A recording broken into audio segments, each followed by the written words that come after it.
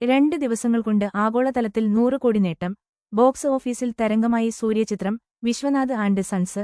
വെങ്കി അറ്റ്ലൂരി സംവിധാനം ചെയ്ത Vishwanath and sons മികച്ച പ്രേക്ഷക പ്രതികരണങ്ങളോടെ തിയേറ്ററുകളിൽ മുന്നേറുന്നു.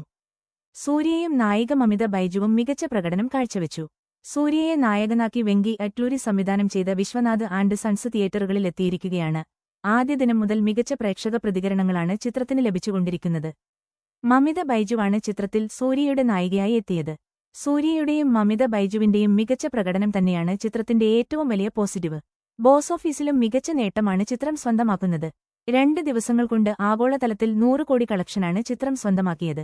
കറുപ്പിന് ശേഷം വീണ്ടും ബോക്സ് ഓഫീസ് വിജയം തുടരുകയാണ് സൂര്യ. ചിത്രത്തിന്റെ OTT സ്ട്രീമിംഗ് അവകാശം നേരത്തെ വിട്ടുപോയിരുന്നു.